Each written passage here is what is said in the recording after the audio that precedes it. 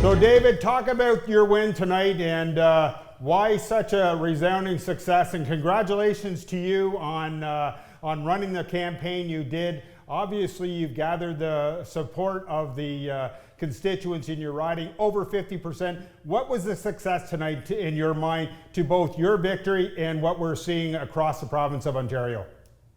Well, honestly, I'm truly humbled. I mean, we've had such a strong victory here in Northumberland-Peterborough South. I don't know the results still. I've been moving around. I know we've won a majority government, but I've heard that things are very strong here in NPS. And the secret to this is a government and a premier whose message has resonated with Ontario, a very simple message of getting the job done, of getting it done for the worker who wonders with each and every paycheck, will life get more or less affordable? And I think for us to unlock the potential that is this province, it means investing in critical infrastructure. It means building public transit, not talking about it, not complaining, but actually getting the job done.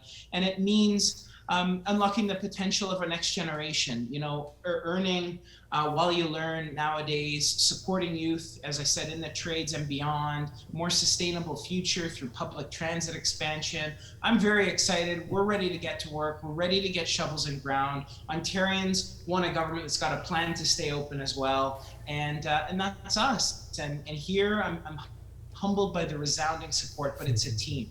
And we have a remarkable team of hundreds who are out today and over the past number of months who've helped ensure that we have a resounding victory here in NPS. My fellow colleagues have some questions here too, David, so I won't hog the floor. Hi, David, it's Lindsay. What were some of the key issues you heard at the door in Northumberland-Peterborough South? Because as my colleague Richard was mentioned, I mean, all three ridings we're coming tonight are very dynamic and they have very specific needs. That's an excellent question. Number one was affordability. As I looked in the eyes of each and every young child, parent, affordability on, can I afford the gas to get to work? Affordability on, you know, am I saving for, as I look into the eyes of my son or daughter, for a future, for university, college, or a future home, and affordability is top of mind for everyone. And I think, you know, our message of putting more money back in your pockets, through reducing the gas tax, through waiving tolls, through building critical infrastructure that means more time at home and less time in gridlock, that resonated with Ontarians. It resonated with people here. And that affordability also means bigger and better paychecks. And that means supporting the conditions to get there. So we're not going to do it by taxing Ontarians to death or by driving out manufacturing jobs, but working together. We're electrifying the arc furnace at Algoma and Dofasco, more jobs, a more sustainable future, building electric vehicles here in our community. General Motors added a third shift. This is exciting, and I think people see a light at the end of a very difficult tunnel that has been the last 2 years, a government that wants to stay open, keep our economy going, making investments into healthcare, supporting them in earning bigger paychecks with the dignity of a job. And I think that the answer to that isn't always bigger government. It's sometimes getting out of the way, it's sometimes listening. And that's what we've done, and that's what I've tried to do here in Northumberland-Peterborough South. So David, now that you've secured your seat, we know that for the past bit you've been the Minister of Environment. I'm going to put you on the hot spot, as I do the odd time when we do our weekly show of Queen's Park Report. Would you be happy going back to the Minister of Environment, Parks and Recreation, or do you have your sight set for something maybe a little higher as a portfolio? Well, I'm very passionate about the environment, about building a more sustainable future for our next generation. So I'd be thrilled to maintain my role as Environment Minister, but ultimately I will do whatever the Premier asks of me. And I serve at the pleasure of the residents of Northumberland-Peterborough South. And in terms of a portfolio, ultimately whatever the Premier asks. So I'm just honored to represent this community. My number one priority has and always will be the people I serve here. I looked into their eyes at the doors, out into the crowd today, sometimes into the cars as we drove by and made eye contact on the road the last couple weeks, the honks, the constructive criticism, the suggestions. So the best job here is representing these people, and ultimately, if given the cabinet portfolio, I'd be honored to serve. Now, David, just going back to the youth vote and keeping it affordable for the younger generation, I mean, you and I aren't too far in age. And speaking to a youth perspective, you've certainly been great on Twitter, social media in your last role, making sure that people are aware that, yes, you're eligible to vote. It's easy. You can do it and make your voice heard. But with all due respect, though, the last 4 or 6 years, especially with the pandemic, we've had a flock of people coming in from the GTA, moving to Northumberland-Peterborough South, Bay of Quinte, Hastings, Lennox, and Addington, pushing the housing up, pushing everything else up. I mean, a nice home in downtown Cobourg now is well over $1 million. So how does making affordable for young people work under your platform right now? How do you see it going, especially in Northumberland-Peterborough South when you've got a squeeze happening? Well, that's a good question, but I think through the work we've done on increasing housing supply, our commitment to 1.5 million more homes, I think we have to confront the elephant in the room. NIMBYism, not in my backyard, has turned into bananas. Build absolutely nothing anywhere near anyone. And we saw that in this campaign when people said, looked like we had two heads when we said we need to expand highways, we need to build highways and roads. And it's because, fundamentally we're out of touch with everyday Ontarians that want the critical infrastructure they need. So through expanding critical infrastructure, through actually planning for the future, and the analogy I'm drawing there for our next generation, it means understanding where they're going.